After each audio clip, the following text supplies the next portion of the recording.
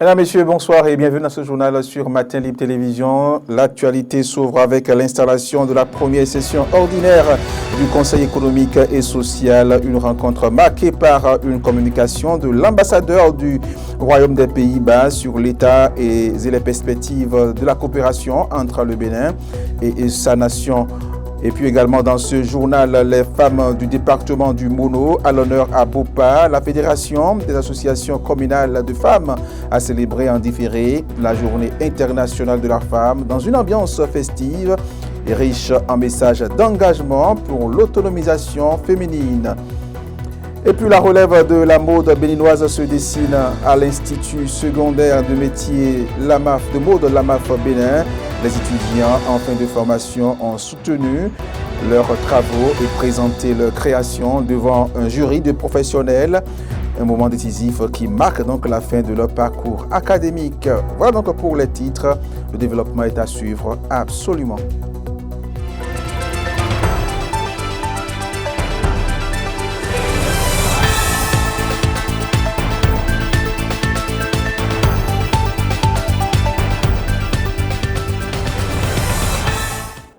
Merci de préférer Matin Libre Télévision pour vous informer. Je l'annonçais en titre, la première session ordinaire du Conseil économique et social s'est ouverte ce lundi 16 mars en présence du président de l'institution et de l'ensemble du personnel.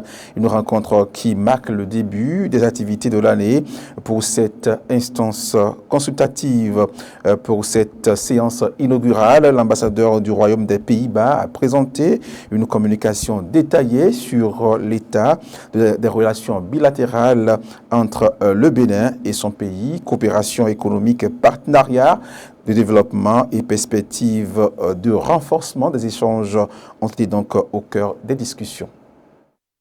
Cette communication de ce lundi 16 mars 2026 s'inscrit dans le cadre de la session ordinaire de l'année 2026 du CES. L'ambassadeur du Royaume des Pays-Bas au thème de la science. Les Pays-Bas sont un partenaire depuis des décennies de Bénin, originé dans la coopération, surtout dans le domaine de eau, santé et sécurité alimentaire. Le défi qu'on fait maintenant avec le gouvernement béninois inclut aussi le Conseil économique et social, de lier les trois thèmes avec nos intérêts communs sur la base de l'économie et stabilité, mais aussi, et ça on a discuté aussi avec les différents conseillers, l'importance de faire des liens entre les secteurs. Entre par exemple sécurité alimentaire et eau, ou entre eau et santé. Le président de l'institution a salué la clarté de la communication. Conrad Baguidi se réjouit de cette adresse qui témoigne de la vitalité de la coopération. Votre communication a permis aux membres de notre institution de mieux appréhender les priorités de la coopération entre le Royaume des Pays-Bas et la République du Bénin, ainsi que les domaines stratégiques dans lesquels votre pays accompagne, je dirais votre Royaume accompagne, les efforts de développement de notre nation. Nous avons également pu apprécier le pragmatisme du modèle néerlandais et la profondeur d'une coopération qui touche directement les secteurs vitaux de notre économie et de nos territoires. Ces informations de première main constituent une matière précieuse. Mesdames et messieurs les hauts conseillers, les échanges que nous venons d'avoir ont été particulièrement riches et instructifs. Ils témoignent de l'intérêt que suscitent les actions de coopération internationale et également de la volonté partagée de renforcer les partenariats au service du progrès économique, social et inclusif de notre pays. Le Bénin et le Royaume des Pays-Bas ont une relation bilatérale depuis des décennies. Et le CES, comme toujours, poursuit ses objectifs en s'alignant à la vision Bénin Alafia 2060.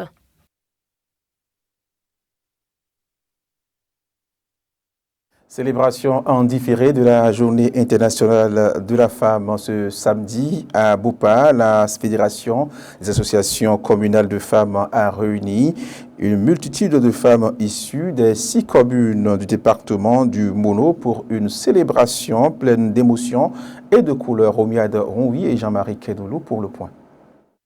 Pour la 6e année consécutive, la Fédération des associations communales des femmes du Mono, FEACOF, a réussi le pari de rassembler une marée humaine venue des 6 communes du département. Objectif, célébrer la Journée internationale des droits de la femme sous le signe de l'unité et de l'engagement.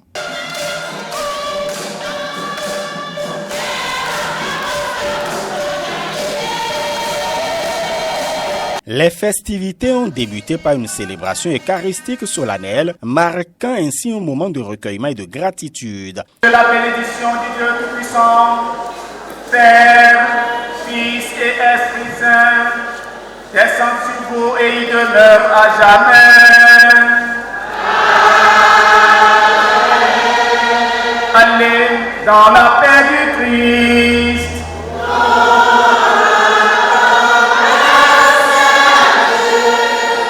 À la sortie de l'église, ces Amazones des temps modernes ont battu le pavé lors d'une caravane colorée et enthousiaste reliant la paroisse catholique au site officiel des manifestations sous les regards admiratifs de la population locale.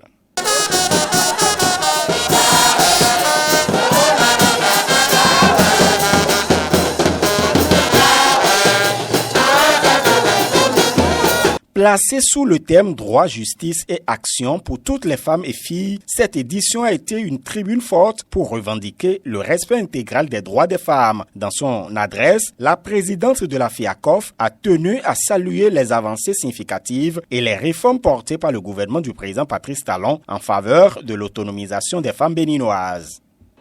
Nous saluons la création de l'Institut national de la femme qui œuvre inlassablement pour réduire de façon drastique les violences basées sur le genre. Œuvrons pour la masculinité positive. Nous devons continuer à lutter aux côtés des hommes pour mériter nos postes électifs et nominatifs. Les hommes ne nous feront pas de cadeaux. Nous sommes le socle de développement. Sans la femme, aucun développement n'est possible. Les microcrédits contribuent à notre épanouissement et à notre autonomisation. La célébration a également été un moment d'introspection. Les participantes ont été exhortées à faire preuve de plus de responsabilité au sein de leur foyer. S'il vous plaît, mes chères dames, occupez-vous de nos enfants, occupez-vous de nos maris. Sans eux, nous ne sommes rien. Et je passe par ici pour féliciter le comité d'organisation. La thématique développée aujourd'hui, droit, justice et action pour les femmes et les filles, interpelle chacune de nous sur nos responsabilités. Nous, en tant que femmes, nous devons agir. Nous, en tant que femmes, nous devons prendre notre destin en main. Nous, en tant que femmes, nous devons travailler à nous autonomiser. Le gouvernement du président Patrice Talon a mis en place plusieurs arsenaux juridiques qui permettent aujourd'hui de protéger la femme devant la justice. L'égalité prônée par notre Constitution. Nous pensons que les droits des femmes sont à un niveau acceptable, mais il reste encore à faire.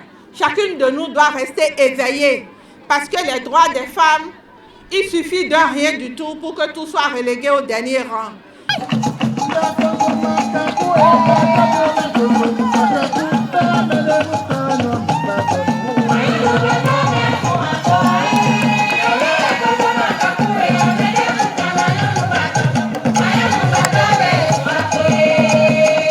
En quittant Bopa, ces milliers de femmes ne ramènent pas seulement des souvenirs de fêtes, mais un souffle nouveau. Car au-delà des discours, cette 6e édition confirme que dans le Mono, la marche vers l'égalité n'est plus une simple aspiration, mais une réalité en mouvement que rien ne semble pouvoir arrêter. Et puis plusieurs personnalités ont pris part à cette 6e édition de la GIF organisée par la FEACOF. Fiakov plutôt dans le mono. Quelques-unes donnent leurs impressions au micro de Romia Domoui et Jean-Marie Kedolo. C'est un devoir et une obligation pour moi d'être aux côtés des femmes qui profitent de la célébration de la Journée internationale des femmes du monde pour rester en communion. Donc j'ai répondu à l'invitation de la Fédération des associations des femmes du département du Mono qui de façon annuelle organise ce regroupement pour mettre en communauté les femmes des différentes communes du Mono pour partager ensemble avec elles cet instant de ferveur mais également de réflexion pour l'amélioration des conditions de vie de nos femmes. Deuxième chose, parce que je viens également d'une femme et je peux le dire, ce n'est pas un secret, les valeurs que j'incarne sont pour 90% issues de son éducation, des éducations qu'elle m'a léguées. Et pour moi, c'est témoigner la présence continue de cette femme dans ma vie qui m'oblige à chaque fois que j'ai l'invitation des femmes de leur association de venir, leur témoigner non seulement ma gratitude, parce qu'un homme bâti, un homme bien éduqué, c'est d'abord une femme digne du nom, qui a su accomplir convenablement son devoir vis-à-vis de sa famille, vis-à-vis de la communauté. Distingués invités, la célébration ce jour ne doit donc pas être seulement une fête. Elle doit être un rendez-vous de conscience et de responsabilité.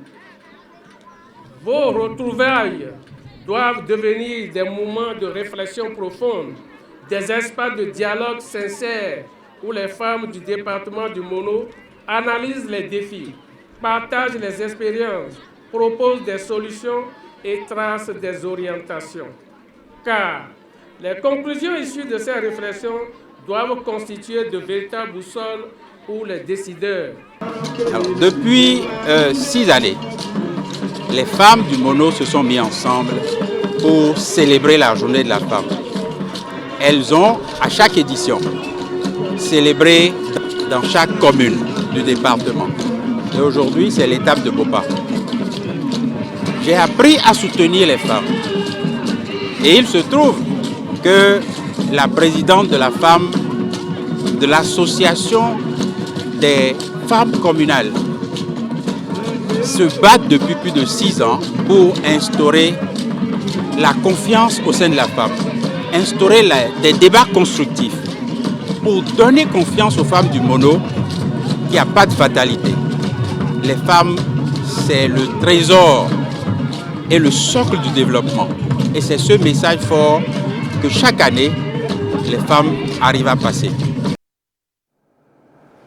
Et ce journal se poursuit. Cotonou a accueilli le lancement officiel du Stanford Transformation Network, une initiative dédiée à l'innovation et à l'entrepreneuriat. L'événement a réuni une panoplie d'entrepreneurs béninois ainsi que de plusieurs acteurs de l'écosystème économique. L'objectif est de mobiliser les partenaires institutionnels et diplomatiques autour de cette plateforme d'excellence académique et entrepreneuriale afin de stimuler la transformation et le développement des initiatives locales. Voici donc le reportage.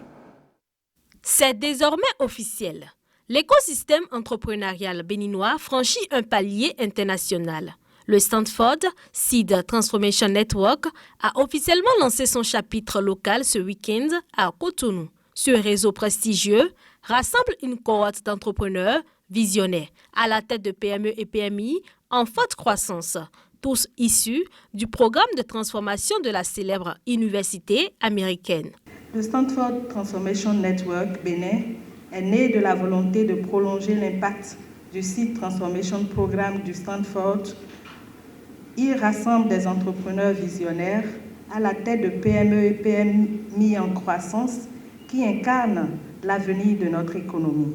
Dans un contexte où l'État béninois place le secteur privé au cœur du développement économique, notre réseau se veut un catalyseur, un espace d'excellence, de mentorat et d'innovation. Ce soir, nous inaugurons une plateforme qui ambitionne de fédérer alumni, institutions publiques et privées, partenaires internationaux autour d'un objectif commun. Accompagner nos entreprises dans le passage à l'échelle pour qu'elles deviennent des champions régionaux et internationaux. L'installation du STN au Bénin intervient dans un contexte particulièrement favorable où le gouvernement a fait du secteur privé le moteur essentiel du développement national. Cette convergence de vues a d'ailleurs été soulignée par le ministère de tutelle qui voit en ce réseau un partenaire stratégique pour booster la compétitivité des entreprises locales. Un panel pour l'impact et l'innovation. Ce qui nous réunit ici rentre en droite ligne avec ce que nous disons tous les jours. Il y a quelques moments de cela, environ 15 mois, le gouvernement du Bénin a entrepris d'élaborer une politique nationale de développement des petites et moyennes entreprises. Et lors du diagnostic que nous avons eu à faire, nous étions tous sûrs que la première raison que nous donneraient les promoteurs de PME serait de dire qu'ils ont des problèmes de financement. Et à la fin, lorsque nous faisons le classement, on s'est rendu compte que le sérieux problème qu'ils avaient, c'était plutôt un problème de capacité. Et d'ailleurs, pas honte de le dire, nos promoteurs aujourd'hui ont des problèmes de capacité, n'ont pas forcément la capacité nécessaire pour structurer leurs entreprises. Ils ont peut-être de très belles idées, ils sont dans l'innovation, mais les idées ne suffisent pas pour garantir le succès d'une entreprise. C'est pourquoi, lorsque Marie-Reine m'a contacté et nous a envoyé un courrier pour nous parler de cette initiative, nous n'avons pas refusé. Pour nous, il est important de pouvoir ensemble donner une éducation assez suffisante pour que nos promoteurs de PME puissent se sentir à l'aise dans n'importe quel environnement et pouvoir structurer leur entreprise et pouvoir faire de ces entreprises des réelles championnes locales d'abord et régionales après. Le lancement a été marqué par un panel de haut niveau autour du thème « Construire un réseau d'entrepreneurs à fort impact au Bénin et en Afrique ». Les échanges ont mis en lumière l'essence même de cette initiative. Il m'a remis mon bénéfice. C'est comme ça que je suis devenu dans l'entreprise. Juste parce que le gars, il a décidé d'être mon client. C'est un game changer. Et ça, comme le disait Diane, tous les cours qu'on prend ici dans les PowerPoint, ils ne décident pas à ça. Ça, tu dois le faire. Et je peux vous raconter des dizaines d'exemples comme ça où vraiment j'ai scoré sur des choses concrètes. Avec l'arrivée du chapitre Bénin du Stanford Transformation Network, c'est une nouvelle ère qui s'ouvre pour nos champions nationaux. Désormais connectés à un réseau mondial d'excellence, les entrepreneurs béninois disposent d'un levier sans précédent pour créer de la richesse.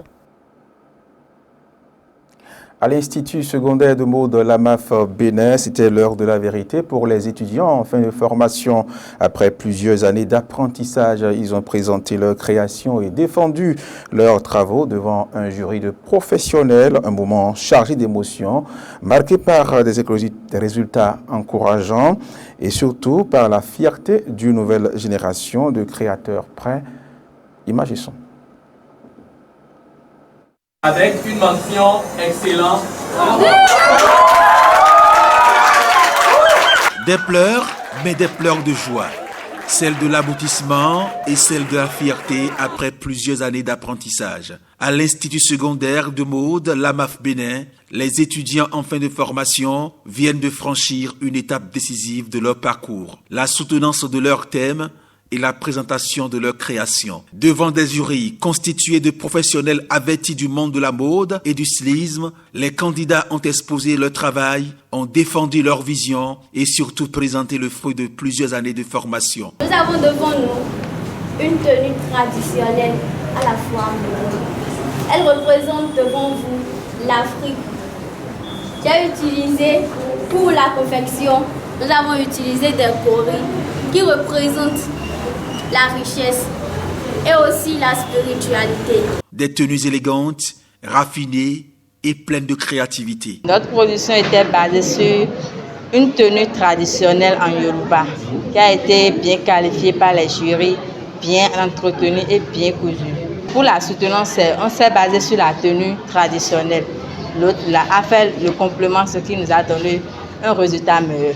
Les créations défilent, robes majestueuses, costumes élégants, finitions minutieuses. Chaque passage arrache des acclamations, des émerveillements, un véritable spectacle de beauté et de savoir-faire qui témoignent du talent de ces jeunes stylistes. J'étais vraiment dépassée, j'étais remplie de joie, une détermination au rang de ces étudiants m'ont montré ce matin que tout ce que je faisais jusque-là n'était pas de n'importe quoi. C'est vrai que j'ai vu à des moments donnés un peu de dérapage, mais la détermination de ces enfants, tout ce qu'ils ont présenté, j'étais tellement dépassée par les créations que je me suis dit non, il y a quelque chose qui se fait à la MAF Bénin. Un moment de reconnaissance également salué par les membres du jury, impressionnés par la qualité des travaux présentés. C'est vrai qu'en tant que président du jury, on a été un peu dur, mais c'était pour le bien des enfants, mais qui n'ont pas d'ailleurs démérité, qui nous ont émerveillés par leur capacité de pouvoir créer, leur capacité de pouvoir s'imposer à travers la création vestimentaire. C'est bien qu'ils pensent que c'est la fin, mais c'est le début de leur vie professionnelle. Donc le message fort que j'ai à lancer, c'est de ne pas lâcher. Le niveau technique, la créativité et la rigueur observées au cours des soutenances témoignent de la solidité de la formation offerte par l'ISM LAMAF Bénin. Ce que j'ai vu ici, franchement, il y a du boulot qui s'abat ici. Il y a du travail qui se fait. Des étudiants qui ont régulièrement suivi leur formation, qui sont allés en stage et on les a reçus en fin de formation, en soutenance. Ce que j'ai vu, ça m'a beaucoup épaté. Et c'est dans ça que je le félicite. Et je lui souhaite tout le meilleur. Pour la directrice générale de l'ISM LAMAF Bénin, cette étape marque non seulement la fin d'une formation, mais surtout la naissance d'une nouvelle génération de créateurs prêts à s'imposer dans l'univers de la mode. Ça n'a pas été facile, la route a été longue. Il y a eu tellement de difficultés, mais ils ont tenu bon, ils ont été endurants. Et je leur dis félicitations pour tout l'amour, pour la détermination et le courage qu'ils ont eu courant la formation et aussi ce matin. Après l'étape de la soutenance, il y aura officiellement la remise des diplômes qui se fera le samedi prochain, le 21 mars. Et comme ça, on saura qu'on a fini les 3 étapes. Prochaine étape, la remise officielle au diplôme et l'entrée dans le monde professionnel avec pour bagage leur talent et leur créativité. À l'occasion de la journée mondiale du nettoyage numérique, les utilisateurs de smartphones, ordinateurs et autres gadgets électroniques sont concernés. Il leur revient d'effectuer des actions concrètes pour éviter un surcharge numérique. Suivez donc le récit de Anen Adegbola pour apprendre davantage. Le Digital Cleanup Day, aussi appelé la Journée mondiale du nettoyage numérique, est un événement annuel lancé en 2019 pour sensibiliser la population mondiale à l'impact environnemental de l'industrie numérique. Cette initiative encourage la population à agir concrètement en nettoyant leurs données numériques et en offrant une seconde vie à leurs équipements informatique inutilisés qui se trouvent dans des tiroirs. En ce jour, tout le monde est appelé à nettoyer, supprimer les fichiers inutiles, emails obsolètes et applications non utilisées pour limiter le stockage inutile et l'empreinte carbone des serveurs. Ces actions amènent à créer une prise de conscience autour du sujet des émissions de gaz à effet de serre liées au numérique. En effet, le stockage massif de données sur nos équipements numériques contribue à en réduire la durée de vie et à en produire toujours de nouveaux. Prendre soin de nos équipements numériques permet de limiter le taux de renouvellement. C'est un enjeu crucial pour limiter l'impact environnemental du numérique. Il est important de retenir qu'un smartphone ou un serveur surchargé par les données limite le volume de données transférées à travers les réseaux. Et voilà qui vient mettre un terme à cette édition, mesdames et messieurs. Merci de l'avoir suivi. N'oubliez pas de vous abonner à nos différentes plateformes TikTok, YouTube également. Retrouvez cette édition en replay sur le www.matinlibretv.bj. Portez-vous bien et à demain pour une autre session d'information sur Matin Libre Télévision.